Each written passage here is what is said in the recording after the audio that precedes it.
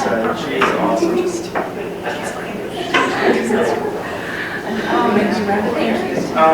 So yeah, she works for Davis Bob, and he just got a job today with the IRS.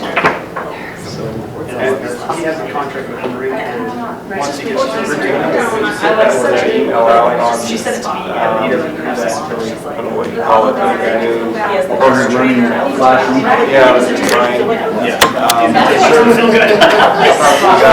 Update board meeting sometime on how that goes. Okay. There's something to report. It'll take us a month or two to get up and running. And it's just at pilot school.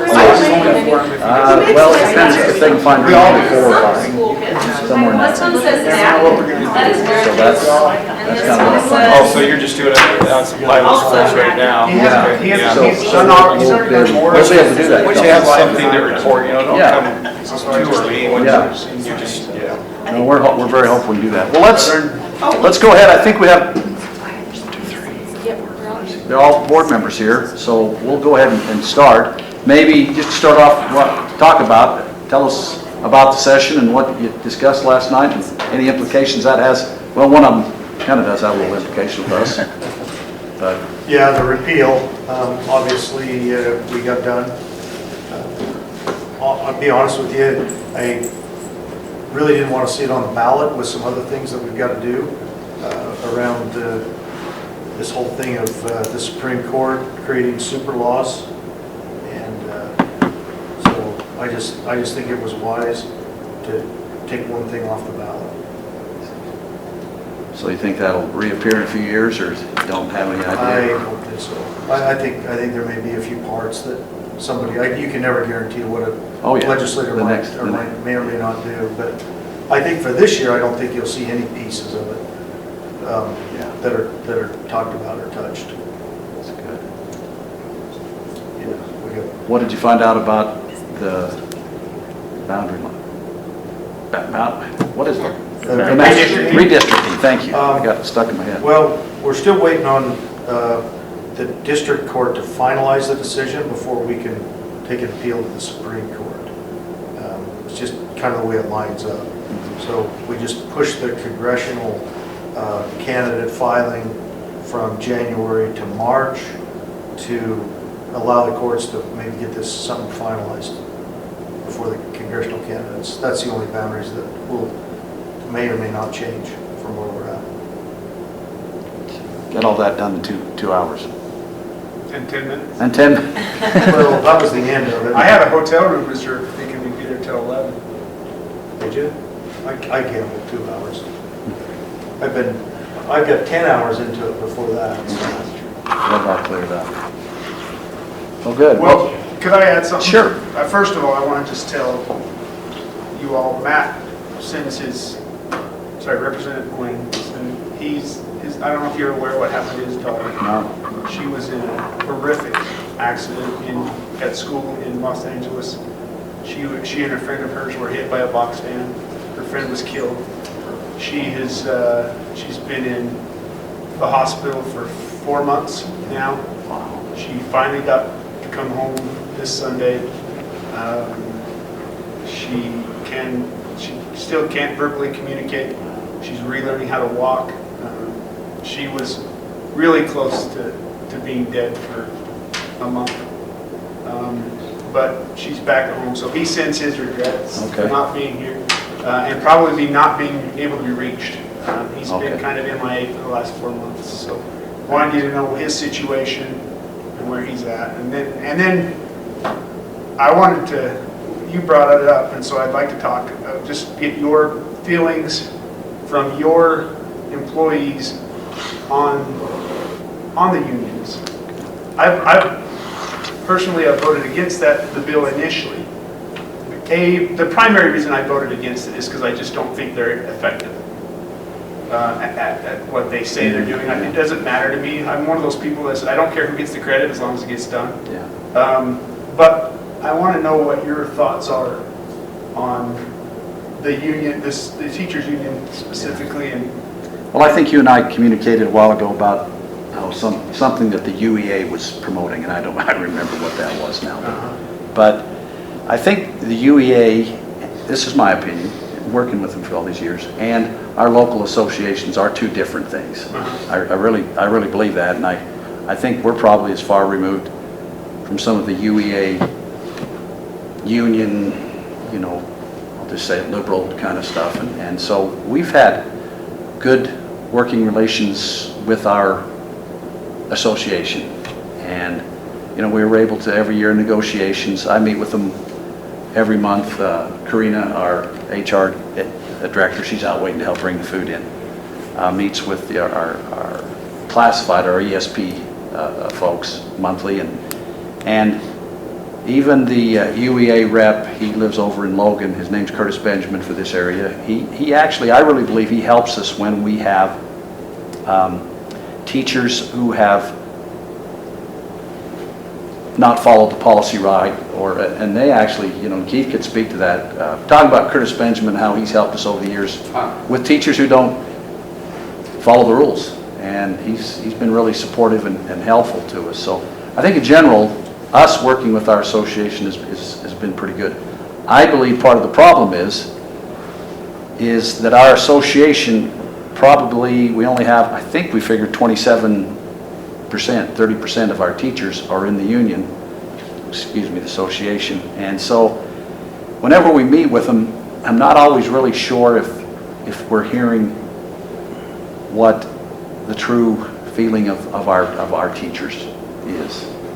This year, because of the bill that was passed, we took a little bit different approach, and right prior to negotiations, we held what we called listening sessions. And I think we held them both ends, didn't we? We invited all Here. here. Okay. And we asked groups to kind of get somebody to represent them. Just that, union was there. Every building had somebody come. We also did the classifieds, and they brought things to us, we'd never really heard before. And we told them we'd listen and talk about it and see what we could do to meet some of their needs. And I honestly felt like that was really effective. And I think we'll continue with those. I think going through this process with, 267, HB 267, that it's given us a different look, and I think they even, I don't know, I hope this comes out right. It seemed like it even humbled them a little bit more. It's not that they weren't humble, but this did humble them even a little bit more, I felt like. So I think, we've never had anything in negotiations, I don't know, shoved down our throat, or they haven't held us over, the barrel over anything. So I don't think that ours, and Keith was, our HR director for a long time, so he was always, our HR director runs that. I've always been there, but have you felt any differently, Keith, in what I'm saying? No, I think we've had great relationships. Sometimes I wonder if our most effective employees are in those associations. Yeah. I know that's a broad observation, and I'm not saying one negative, but as we talk to people, I don't know if they're totally representative of all of our best, but they work hard for them, they do their very best, and we've had good relationships. And I think it's good for them to have a voice at the table. Like whether it's the union or whatever, I do believe that it's, like those listening sessions, I think were actually a really positive, had a lot of positive outcome, because the employees want to feel like their needs, wants, wishes, whatever you want to call it, concerns are heard. And from all the time I've been on the board and with working with these, like the administration, and they talk about negotiations, it's everybody is they're transparent, and they're like, this is what we want, this is what we can give you, and they work well together. So to just take away any voice, I don't think is a solution, but I like how things have gone in the past. That's just my outside. I've not been sitting in these negotiations. I wonder if there's a give and take that could be given there, where, maybe there's some rules established where there could be some folks that try to get input from teachers to communicate that to us. And but Keith, I don't know if this is, when I was early on the board, I heard some talk about not only the representation that you talked about, but that there wasn't anyone to represent the newer teachers. That's generally what happens. Generally, the That's- people that are that's there, concerning to me generally, that- they're at the Yeah. twilight, at the end of their career, when you're trying, it can get a little challenging. And those are the ones that we're trying to retain, right? Yeah. Or the newer ones, and if we're so locked on the other ones, then we're not able to, listen to all of them and meet all of their needs if we don't understand that.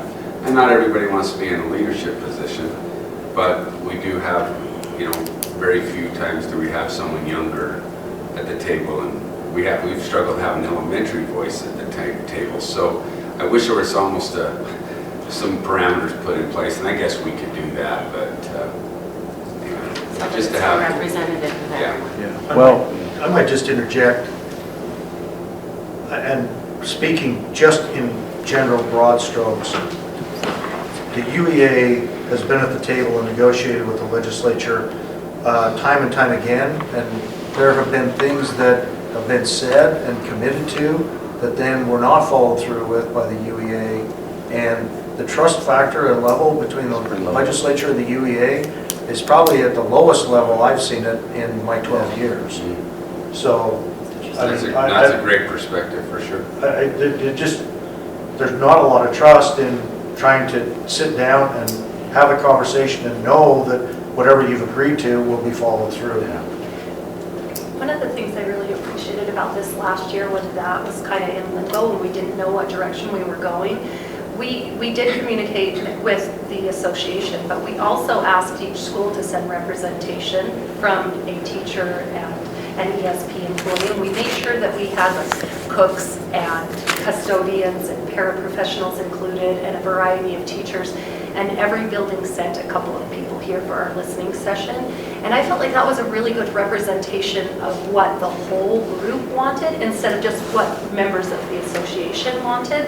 And I thought some really good conversations came out of those listening sessions. So That's good to hear, because if there's better things happening at a sub level, they're not happening with the leadership of UEA and the legislature. I'll just be honest. okay. And if Well, There's a pretty good divide. And that's like, I At this really point. felt like it was better to poll a teacher from every building rather than only poll from teachers that were part of the association. Especially because weren't they picked, like they were picked by their Their peers. Peers. Yeah, so Yeah. like we weren't handpicking them, they were picked by the people that they trusted. They didn't have to pay for representation like Yeah. the association And- UVA does. I Because a will- lot of employees won't give up, I can't remember how much, is it 20 a month, 50 a month? It might be 75 now. 75 a month? Is that A lot some? of I'm not employees sure. won't. It was $500 a year back in 1993.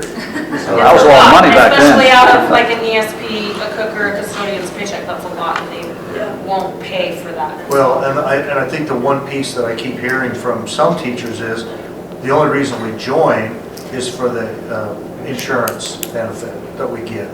And if there's one piece that I think someone in the legislature will take up, I think that will be the first thing that they'll take up. is Are you to be able referring to their liability? To be able, yeah, The liability to be able to insurance. offer the liability insurance outside of the UEA. Yeah. That makes sense.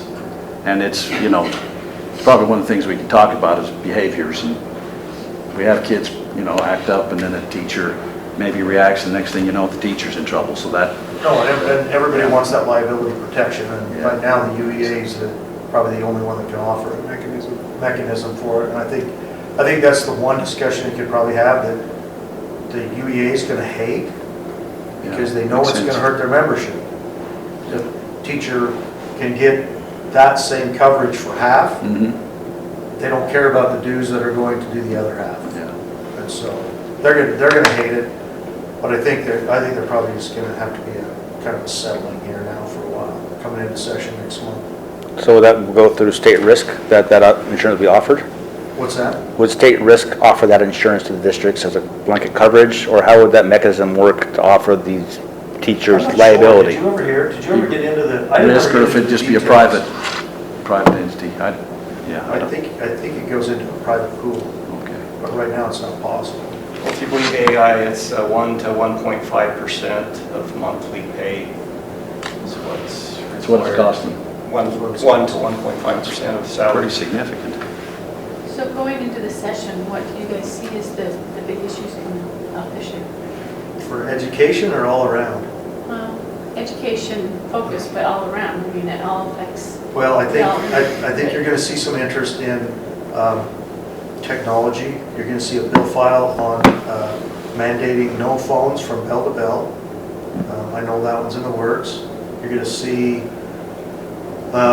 somebody, I'm guessing, is going to take a bill file and do what Australia just did with banning Social media. social Under media. 16. I think you're going to see that. What else? That might come from the governor. That might. But yeah, we have to do it. Yeah, we'd have to do it. From an education perspective, I'm not on those committees. Mhm. So that's why I always call you when they come up, see where you're I at. did have an absolutely fascinating hour discussion with, it's either AI schools or schools AI.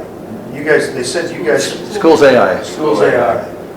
And School. their perspective and their goal would be to take their platform statewide and create the parameters around what the curriculum would be. And then, quite honestly, the way they described it to me is the teacher and the parent can almost have daily input as the student does assignments on the AI site, and to understanding whether they're getting the concepts or not. And immediately, all I thought of was, well, if you do that, you can eliminate year-end testing. You can eliminate, because you should be able to build that student's portfolio through the year on where they're at, and do away with a lot of the complaints that, quite honestly, I get from students and teachers, which is end-of-year testing. The high pressure, Yeah. one-time snapshot. Yeah, and so I guess I was really interested. I think I got Karen Peterson hopefully interested from the House side to maybe do something around that. But there should be some cost savings involved in eliminating some of that could be applied towards a platform. Yeah. That leads into the fact that there is some talk about, we've done the wrong thing by putting screens in front of every kid in the classroom. Yeah. And there's some talk about Discussions whether about that's right or wrong. And I'm like, maybe it's not time to throw the hardware away because we've got it paid for. Maybe it's time to use it more efficiently. Yeah. So, I don't know, it was a fascinating hour discussion. I don't know if anybody in this room has sat down with them or visited with them, or what the extent of your use is. with it. Robert had, but also at the Utah School Board Association conference last year, Jordan School District had a presentation, and it was on schools. School AI. What I love is they do have a privacy agreement, so they're not out like ChatGPT all over the world with taking anybody's information. So it is It's contained. That Yeah, part, it's that part, contained. we feel like they have the firewalls in place. Yeah. I mean, we talked about that. I also was very concerned about AI can, in my opinion, start to build, and we've seen it in social media, where it builds your own profile and directs you in a certain Yeah. way. And I said, okay, how are you going to control that in a student's learning? And make sure that those parameters are correct, and that they're going in the right direction, and that they're educating inside the box and measuring correctly, instead of propagating a certain result coming out the other end. Whether in math and science and those kind of things, I don't think it's quite as much, but if you took this into a social studies kind of scenario, or American history, I said to him, I said, how are you going to have that interact on perspective on Native Americans versus settlers if you teach Utah history? You know, Yeah. how are you going to do that? And so, like I said, we had a pretty good in-depth discussion for an hour.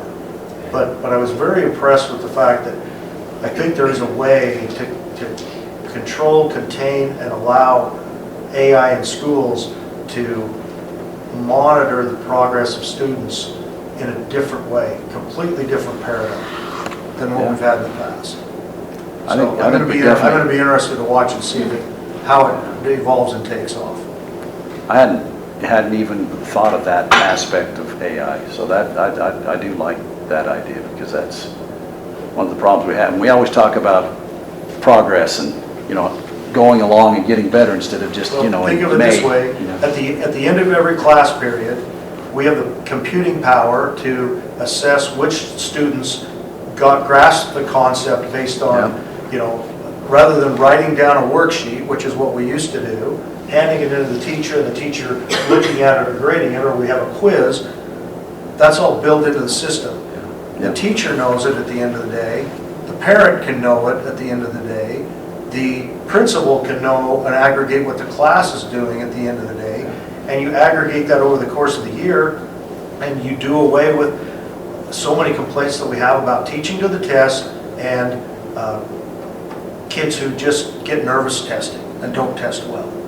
I think that fits well within our model of like does. standards-based learning, not test taking. We want to find out what you know. We You don't. know how to know this, not just can you ask this I had test. not envisioned AI in this aspect until we had that discussion. So it's fresh on my mind, I brought it That's up good. because it does seem like it can be functional quickly. And, Sorry, just as a question, have they tried this in schools and have they like actually worked this out in class? Yeah. Or is this all just? They have. Yeah, there's some districts that are on pilot programs. They say it's in about, they told me it was in about 60% of the school district, of the LAs in the state of Utah right now. Well, it's available to like that many, but I don't know how many, like, I personally work for Washington County School District as an online teacher, and we have access to it, but it's not necessarily implemented within the curriculum or every day. So when you have, I think it's available to lots of districts, and I think a lot of teachers, I know there's a push for it at our school, is to try to work with it and see how it works and what is good about it, what is bad about it, because you have to, it takes training to use it correctly, because it's really easy to say, hey, plug in and use a chat bot to do this, but that still doesn't assess all the knowledge. And so one of the things, because we have, and it's not AI, but we do have programs that when we give quizzes, we can compile all the data from all the teachers that teach the same subject. And we can see very clearly which standards were met and which were not. So it's kind of the same idea. It might not be as real time as what School AI is talking about, but if they have a way to integrate with what schools already have, because if it becomes like a standalone curriculum, I don't foresee that happening. I don't think that they can just say, hey, here's School AI, plug in, and this is all you do. But if teachers can use the power of AI with the integration of the work that they already have and the systems that they already have, then that is very helpful. And one of the big deals about AI is like cheating and using it for resources. And so being able to, because you can still ask an AI, because how do I do this math problem? I'm going to tell you step by step. Well, and so you need to be able to. This concept was not about giving answers.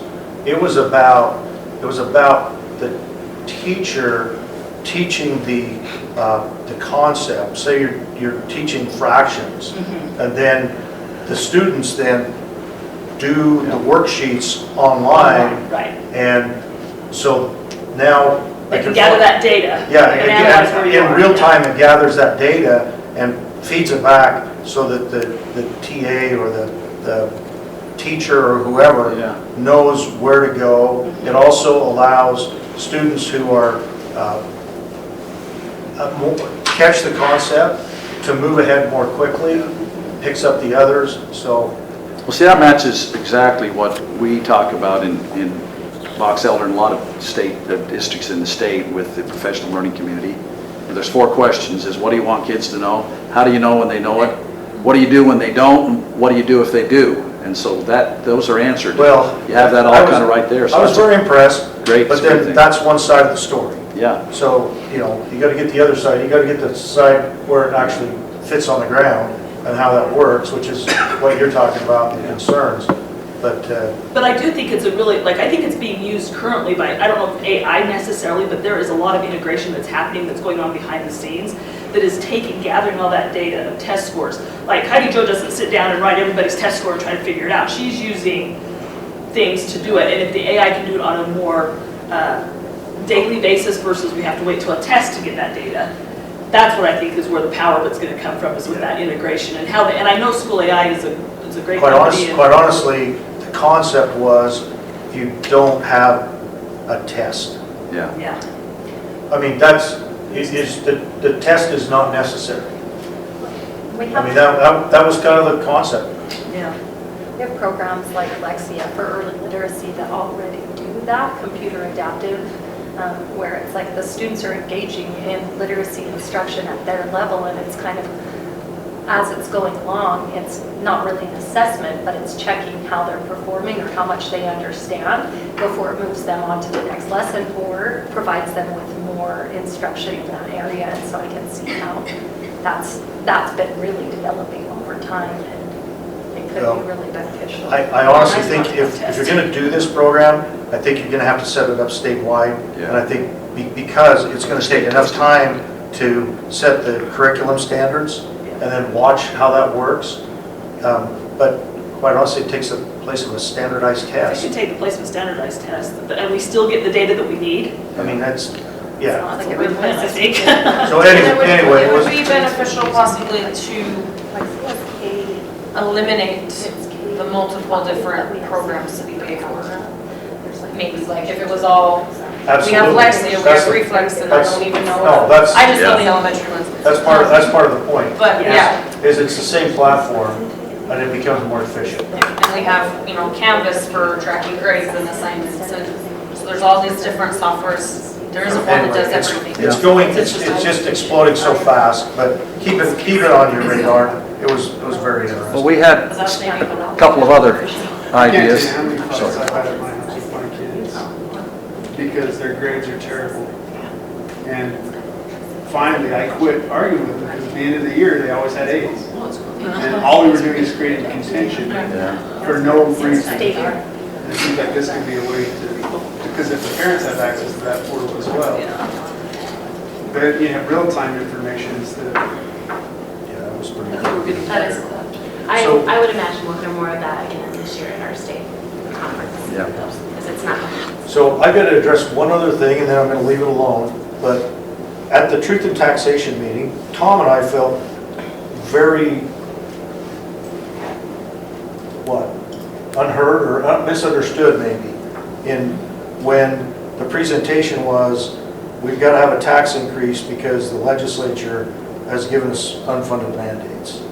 And so this is what, I just want to pass these around. This is what we had in our hands. I don't know, I'm assuming that it's right and correct, but this is where we've been. I don't know if I made enough copies for everybody, but this is what we asked our fiscal analyst to bring back to us before that meeting. And Wauxhall County in 2022, and I just took a screenshot of this, in 2022 was at $96 million ongoing, and by 2026, we had added from the state level $34,462,700 more ongoing every year. So it felt really disingenuous, I'm going to tell you, as legislators, to have that statement happen in front of the public, that we had to do this because the state legislature had given us an unfunded mandate. I'm going to leave it at that, I'm going to leave it alone, but that's what it was. Okay, you communicated with Tiffany and I think Tom had communicated too, and so we heard that, and I think that there was a portion of that, that truth and taxation of the 11.2, and 2 million of it was we just wanted more, but the other 9 had nothing really to do with the legislature, Didn't communicate that way, I'm just going to tell you. I And see your I point got there. a number of comments and calls afterwards Yeah. to know that it didn't communicate that Yeah. way. Yeah, we apologize for that, I will tell you. Well, let me take responsibility. That was my presentation that I prepared independently of any of the board members here. And a lot of that information I was borrowed from slides that were prepared by USBE, as far as number of bills passed, number of rules passed, number of funding attached to that. And so that was information that was being shared statewide by USBE with the impact of the actions. Because they do a summary of legislative actions every year of what the impacts are. And part of that presentation, I was trying to help the public understand why taxes have risen over time And the legislative auditor pointed out this year that the locking in of the minimum school program rate for the past 5 years probably wasn't the best time to lock that in. It probably would have went down over time. So I was trying to help the public understand the finer mechanisms of the tax increases in their tax rates, because it's pretty complicated, and then didn't mean to offend anybody, so I apologize if it came across that way. Well, thank you for bringing that up, and, obviously, there was an elephant in the room coming into this meeting, so thank you. I mean, honesty is what we need to have, so appreciate that. With that, dinner's set up. We can go in this next room, probably come back to this door, come back, and then, we're going to put you guys at a disadvantage. We'll ask you questions while we're all eating, so if we can go ahead and do that, it should be just right through there. I think if we go in that way, do you know if it's set up that way or is it the other way? Okay. 4 years, and we were talking about this multiple companies and I think they're going to try to cut this county. Every company has to make sure to try this. It'll be so good. I think they're gonna do some. The people they pulled in, I'm like, I think they're gonna do you're getting some kind of outdoor guy. Some outdoor. Hammond's they've been completely like putting us in weather guys. We did scouting right before they were doing it. And then it just hasn't taken that 50 days or something. Young Men's isn't the same, and My boy is a huge, we watched every outdoor place with that guy. Oh, yeah. We watched all of his videos, so when we recently saw him, I'm like, oh, this is awesome. I'm hoping we can bring back scouting or something. My son was at Snow College, and I got to know some of his professors there. He's very much I did. And I had just been so impressed with their preaching at school. Usually I just heard the people that have a complaint. So Well, we, we're approving it now, it's still gonna want to go on more. I got to Level, I think. one of his professors was also tutoring. So I got some There's well. anything from there. And he asked me to come and speak at their engineering college. So A little bit about what I do. right. And then about. Well, I think we got a small chance that the court will react quickly enough for us to do something after. At the end of the day, the ultimate fix is to repeal Proposition 4. And then you're going to have to have a College graduated. You have to have a constitutional amendment But that still, defines and describes how an issue I've just been so impressed can with work. them that Because this whole process is kind of muddled up because our the state state court is court going is known for enacted a very whole from our And then we constitution, could read something out. that's never been pulled, saying that the people have and all of his friends the say legislature in creating laws they're so well that then the law can't be feel like changed. it was Only tough for provided me. that That's some the legislative process because is they, that just creates almost a constitutional. and they have a law that shows how well their engineering students do once they move on to Is that after the 25th? how well they do. What's I'm just really excited for That their. sounds like a lot of awesome. It is, but then we don't do any gifts. They get one from Santa. This has been the busiest year I've had in the Three-year legislature. teaching program. I love it because then this is better. Every 4 or 5 years. Is that just all the things going on, or is that being some of your There's a petitions? lot of things going on, especially around redistricting. Yeah. Apprenticeship, yeah, so this is our home year that we bought. I chaired the original committee, and so I chaired our effort on it. This time around, we did a different map and been through that. Spent most of September in meetings trying to work it out, get things done. Well, I think we got most everybody here. Can we ask a couple other questions and just chat? One of the things that we're wondering about is there's been some movement on through media, seclusionary spaces. Have you heard, seclusionary rooms? Have you heard anybody talking about running bills or changing that any? We've been doing some work on that. And unfortunately, we were one of the districts that got brought up in the Fox 13, and I think even the KSL News. And it wasn't because we're doing anything any different than anybody else. It just happened to be that we have an active parent that saw one of the original. So we just wondered if there's anything you've heard going on with that. Well, I have not from the Senate.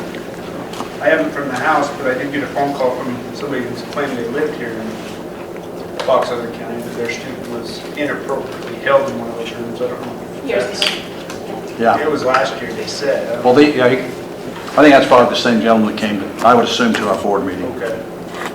And we know him quite well for other things, and so we've talked about, that, and I think it happened probably 7, 8 years ago, It was about in that range, Oh, so, wow. So it's not new. yeah. Okay. If it's the same His gentleman. students in Yeah. high school now. And it was when he was in elementary school, I think in third grade, going back that far. He made it sound like it was recent. Yeah, well, he just brought it up, and it was actually it was in the previous superintendent and my exchange, I think, is when he talked about it. He only brought it up this year. I never even knew that he had that issue until, I think what happened is the article on TV triggered his child to talk to him about it. Probably. Is that what happened? So, we've been working on that a lot. Just wonder if there's going to be any more discussions about it. Until we see bill files come public, Yeah, we don't even in our, there's not a lot of chit chat, huh? well, there may be if somebody wants to try to begin to gather some kind of a coalition to pass a bill file. But at this point, most bill files are still private, and as legislators, they're not automatically shared amongst the legislature. So you have to tell your drafting attorney to share that bill file if you want it shared. So we don't see a lot of bill files. Until you get right to the session, Uh-huh.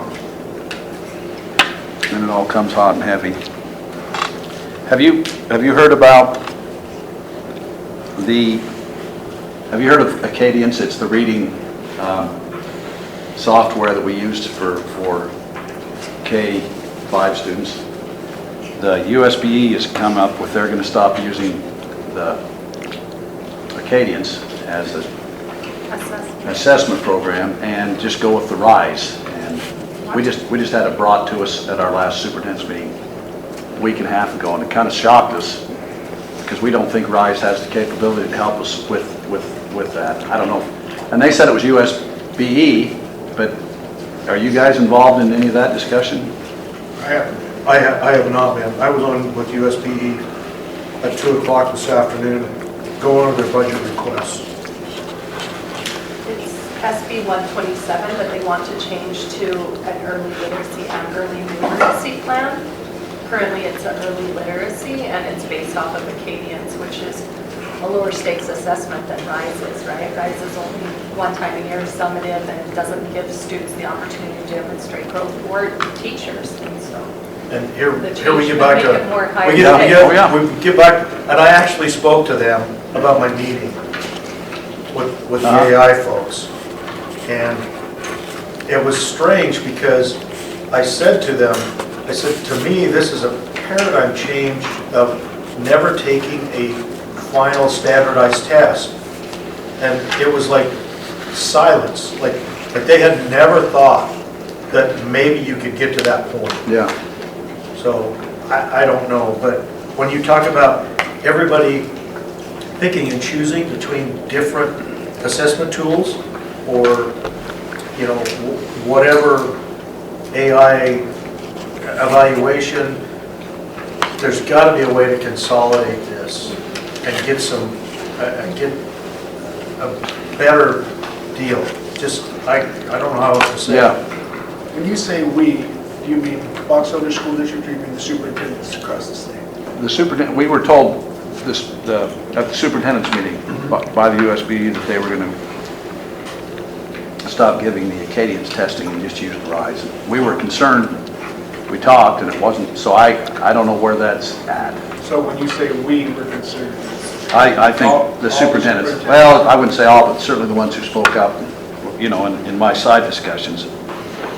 One of the things that's really difficult about RISE is it's just taken one time a year at the end of the year, and the results are not made available to teachers and parents really for 6, 7, 8, 9 months. This year, it's December, January, kind of, after they took it in May, and that's, We should be light years ahead of that.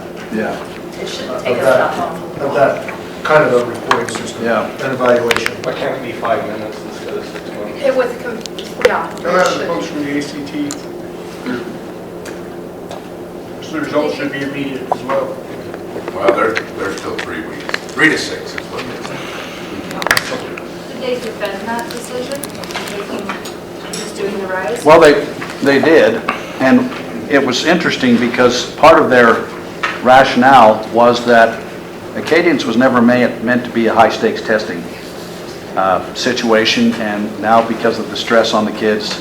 But interestingly enough, it used to be graded basically, green was proficient, yellow was approaching proficiency, and red was Well below. well below.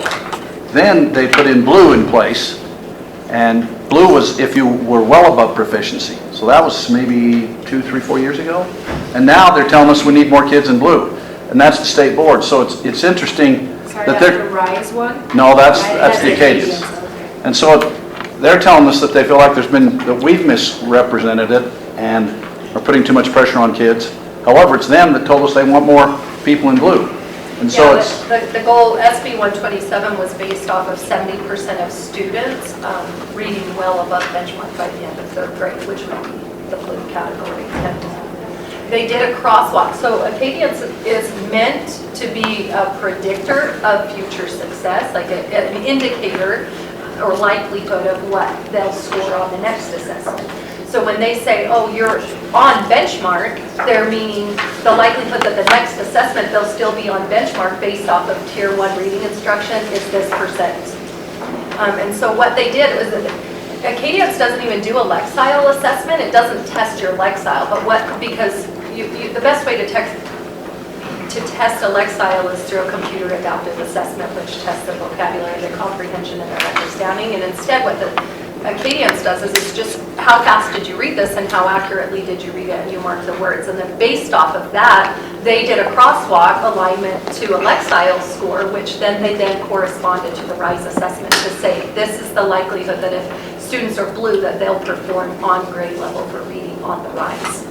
And so that's where they kind of came up with that. It was like, let's correlate this to this crosswalk, which aligns to a prediction of this other assessment. No wonder it takes 9 months to figure it out. Yeah. You lost me after the first no step. kidding. Yeah, it never really, I mean, SB 127, it never really should have been based off of Acadians.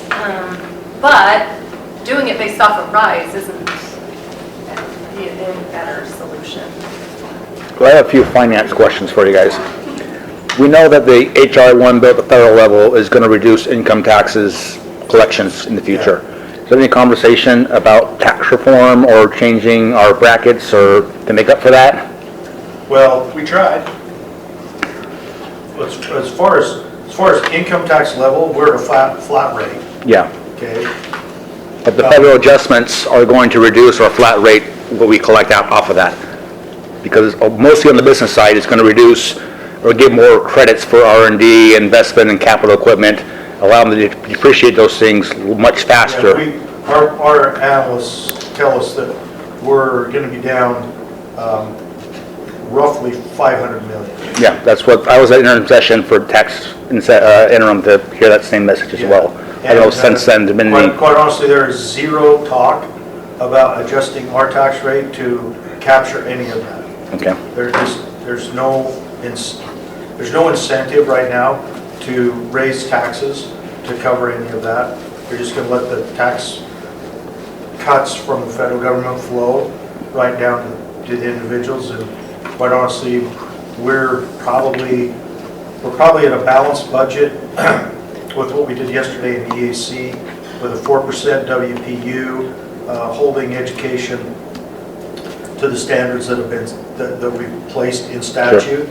By the time we do that and hold education harmless, put a few things set aside, we don't have anything in there for a tax cut. I saw that in there. Yeah, no. So, yeah. No change there. Like today USB, like, well, we see the 4% increase, we'd like to ask for another 2%. I didn't have the heart to tell them that, not just no, but hell no. Scott can take that. Scott Jones can take the hell no. It's not there. It's just, it's not there. I can understand. Other question I have, last year, SB 37 with Senator Fillmore, obviously got vetoed by the governor. Is there any chance of that coming back in some form or another?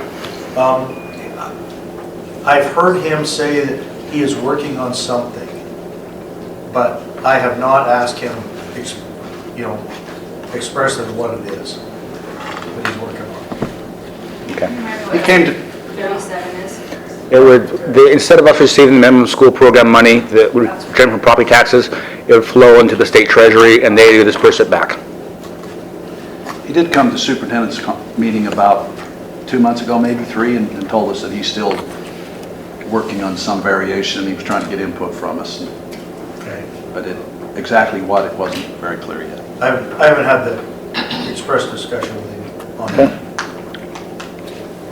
Since we're talking about finances real quick, can I ask, what is the ultimate goal of the legislature, I think, is to get rid of income tax entirely, and that could affect budgets based on our constitution at the school level.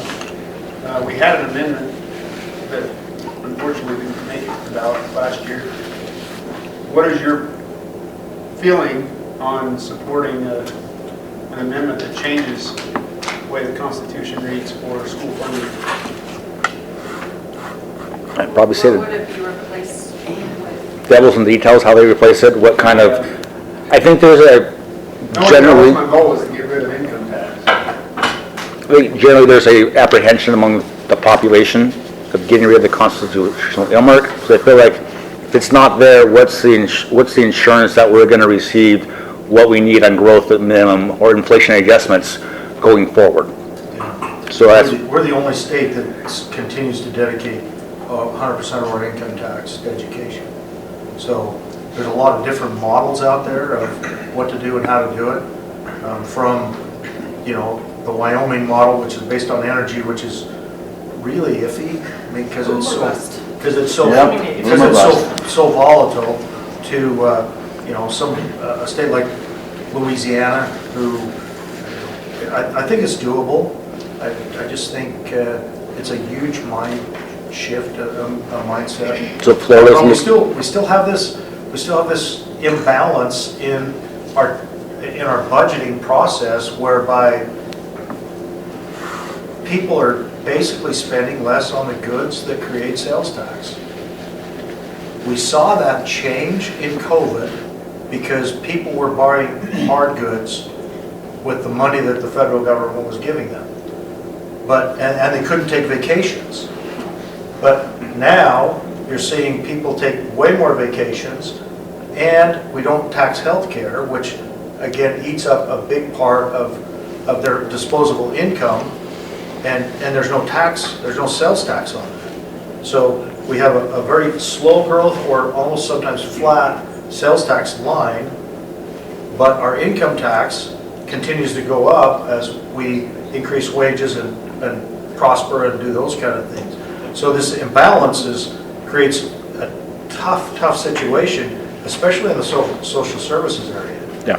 And general government just cannot continue to be funded without some kind of a mechanism to blend those two pots. Can I ask a question? When we are comparing other states and our state, is our state unique with the amount of students that we have compared, is in our household? Don't we have more students? That's my question, Per household. per household. Per household. So that is it a fair comparison? It's going down. I think Idaho and Arizona are good comparables to Utah, as far as household size goes and number of students in those households. Let's see, we're going to lose how many students this year?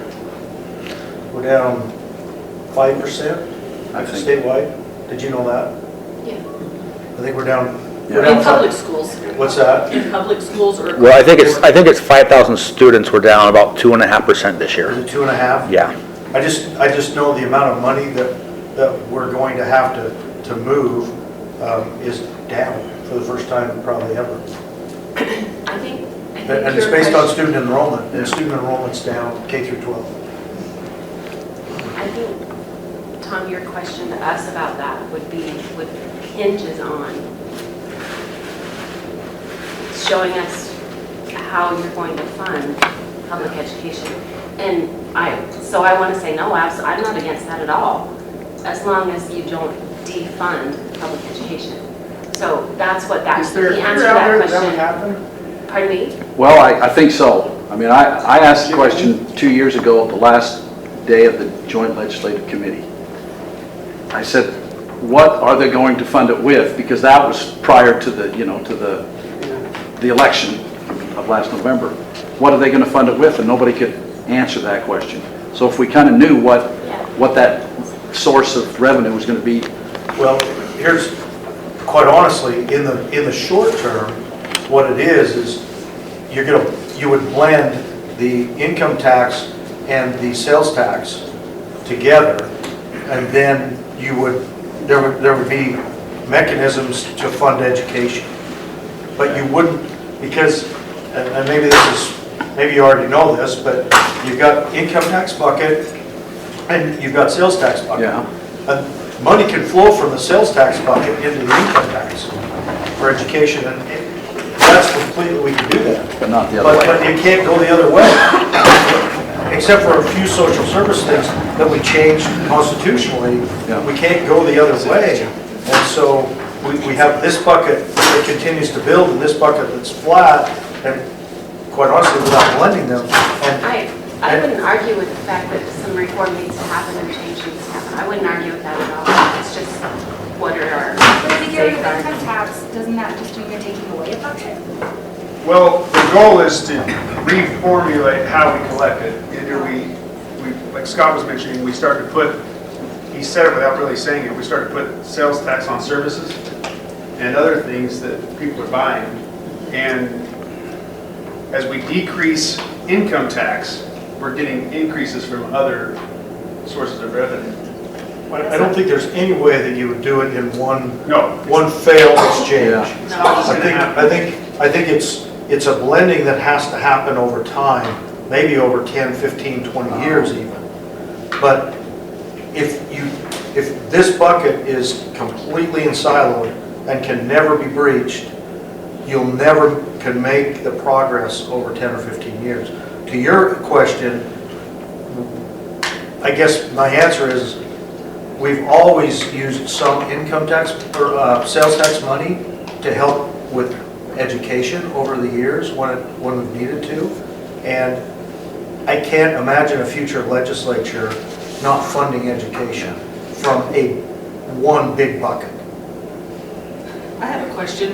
I kind of have the same thing as Tiffany. It makes sense in my mind, like if you have one source of revenue and you divide, but I think the concern is it's easy to take, this is my perception, easy to take from education because we're like, our test scores are fine, we're doing this. It doesn't seem, the way I see the funding, and this is one of my concerns about funding in education in general, is we have our WPU, but then we have all these funds that we're given, which are great, but they're super restricted. And if we could have the local education, LEAs, be able to, if it was more funded on a WPU, and let the local education agencies decide how to use that money, because every school is different when we talk. There's certain standards, and when we talk about safety, when we talk about transportation, when we talk about funding for teachers and for all those things, when the state says, we're going to give you this money, but you can only use it here, that handcuffs some LEAs because they might not need it. You understand our problem. Yeah, but they don't need that money. And so we're like, well, we have to, and then we're spending on things maybe we don't need, and that's not good use of taxpayer money. So that's why I say if it became like, we're funding education that is fair across the state per student by the WPU, and you make it enough to fund those things as the local education agencies see fit, then I think there's a lot more, I guess I can only speak for me, But I'm much more supportive of that because I can see that the money is going where it needs. But if it becomes like, well, we're going to put it all in one pot, we're going to siphon out this much money, and we're going to give it to, for example, like the Fits All Scholarship, I still don't like it. I think we're paying people that had never been in public education, and now we're just giving them money back to pay for things that they've already been paid for, which I can see pros and cons to that. But I also think, but if we siphon this off, and we siphon this off, and we siphon this off for all these special programs, and we lower our overall education, like per student, that we have to take everybody. Public schools, we can't say, well, you're not a good fit for our school. We have to take everybody, and we want to educate, and our special education needs are rising. So I guess that's my biggest thing is I understand this thing and the blending of the money, but if it became an LEA here, my preference would be let us use the money where we think it is instead of saying, here, we've got this much money for you, and we're like, sweet, that's lovely, we'll use it, but that's not our highest priority. So that could definitely be part of the discussion. The above the line and the below the line issue is, I mean, it's been around for decades. Yeah. But part of the blending of the bucket probably could be some reform. And that, you could be right, because, so this year we're flat in our revenue growth projections based on the One Big Beautiful Bill. We're not flat. We're growing, we're doing good, but we had the change. So we're asking all our agencies to figure out a 5% reduction. If you could do something, if you would take this principle and say, okay, give us all in the WP. Okay, do away with all of these earmarks that are coming along, then you probably would expect some savings going forward. I don't know. See, that's the whole thing. And I think it's complicated. I don't think there's a really like, okay, just all WP. I don't think there's an easy answer, but I think that is the concern of the education community, is that we're still, and when we talk about social services, schools take a big brunt of that. That's why we have counselors in every school now. That's why we have social workers. And that's why we have these things, is because a lot of those behavior problems and a lot of those other mental health services that people are not getting at other places or don't know. Schools are absorbing all of this extra thing, the free and reduced lunch, we're absorbing a lot of these social services needs. And so when those happen, we're not going to say no. We're going to provide for our students, because we know kids can't learn if they don't have certain basic things. So you either got to take that off the schools. It's a cart and a horse thing too, because as a legislature, we know that there's money available in the income tax bucket. And so if we put it into a program in a school, we can actually pay for it that way. But we can't pay for it out of, if it were in this department or this division over here, there's no way to pay for it. So would the idea be, because I'm kind of, if I don't have the income tax, I have money. So what do I do with that money? You spend it. I spend it. And On services. Spend it on services. And there are certain things I'm hearing you say that are not being taxed, but maybe that's where you do tax. And that's where the idea of I'm saving, and I'm not just going to hold this dearly, but I probably will go out and spend for different things. I mean, is that kind of what? It comes back to the fact that anything you tax, you get less of. If you tax it, inherently, it's going to dampen doing it. So if you tax income, it dampens productivity. But if you tax spending, it doesn't. Do you see what I'm saying? You tax. People are gonna buy no matter You tax. what they need, no matter what, so. Yeah, you tax income instead of taxing someone's choice, and it economically it just works out better. But that would be the mechanism That's the of mechanism. merging. Yeah, you have more money in your pocket, you're going to spend more money. Right now, we don't tax services. But we try to, Comes though. out of your house, works on your equipment, that's not taxed. Can I hear healthcare? We tax the healthcare, we don't tax. I know we don't. Do you? That would probably be one of the hardest things to tax. Yeah, Because that I would agree. just increase healthcare costs. I just That would be, wanted to make sure. that'd be one of the hardest things to tax. Absolutely. What about a tourism tax? Florida's considering eliminating property taxes, they had no income tax, and instituting a tourism tax instead to raise money.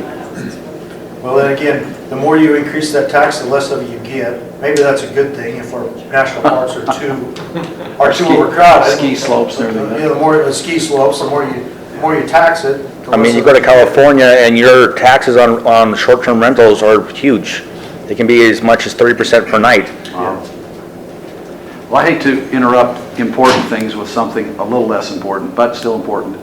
There's pie in the other room. Right now, we have 10 minutes until the beginning of the new session. Go Can ahead. I invite you to, I'm hoping that at the very first of board meeting, even if we need to do it before the call to order, and we would love to get a picture with you too that we can put on social media and thank you for the work that you're doing. Okay, great. But we'd like to do that in there, so. Great, thanks. Thanks for coming. Thank you for And, dinner. you know, and I will tell the group that both Senator and Representative contact me and other members of my staff, and I think some board members during the session quite regularly. And when we reach out to them, I'll just tell you, a lot of my colleagues don't get the same response from some of their legislators. So thank you for including us in your decisions. Oh, thank you. Can I ask a question? Sure. Well, two questions, really. First one is, I have a friend of mine whose wife is a teacher. She works for a school. He called me livid one day, saying, we have a kid that is just destroying the classroom, and there's absolutely nothing the teacher can do about it. And he said, it's your fault that the legislature, why do you allow kids to act like this? And I pulled up the code and said, no, it's not a legislative thing. She can stop the threat to other students, but based on state law, she can grab him until he is calmed down. You can't slap her, hit her, but you can restrain him. And he told me that she was told she cannot touch him. Is that a ordinance? Is that a school policy? I know it's super. And it depends a little bit, you know, if there's an IEP involved, that makes it a little bit different. However, we have had our teachers that have been reported to DCFS for doing exactly what you're saying, and DCFS takes their case. So it's got our teachers scared to death right now. So do we need to have conversations with DCFS? I think that is our problem. Heidi Jo, that's probably, and I will tell you this, right now we're trying to put something in place. We've asked our board, let us pilot what we're calling an alternative learning classroom, where we can get kids that have those flare-ups, those behaviors, out of the classroom. Instead of removing the kids from the class while the kid destroys it, do it the other way. So and that's what he said. He said, I have to take all these good kids that are not causing a problem, I have to pull them out of the classroom. Yep. And so that's one thing I wanted to ask. That's a good question, and I think, you know, but it's really DCFS that's really the problem. If a teacher grabs a kid, regardless of the situation, they can still call DCFS, and DCFS usually takes the side. That's wrong. DCFS should not be involved. No. That's what I've learned, but I just. Well, I appreciate you asking that, because that's a good point. The other question that I wanted to ask is, from your perspective, what are your biggest issues coming at us, and how can we help you achieve those? Well, I think behaviors is one of those, and how to handle them. If I was able to say why are teachers leaving the profession, that would be the biggest one. You're asking them to be a psychologist, a babysitter, a parent. And also the pressure. Toilet training. The pressure for high stakes testing is another one. And if we have less pressure from the State Board of Education, from the legislature, you know, like you say, I think that would take some of the pressure off of teachers. That's the two biggest things. I think school fundings and school safety and how it's funded and the requirements are ever changing is a concern from a building perspective and a finance perspective. It's a concern for me too. Yeah, HB 84, right? That's coming back again this year. There's going to be some other legislation that I think is going to affect you. So I'd like to be engaged with you on that. Yeah. Okay. Is it more requirements or less requirements? Not Ryan, it's coming from different, building in general, so. Okay. That's a really hard thing to talk about because if you ever say anything about You don't care about saving what's kids. required and what we can't afford to do or whatever, yeah, we get labeled We as. we well, talk you about how don't care about expensive our schools kids. are to build, and then we put these insane requirements. Yeah. And where's that medium? It's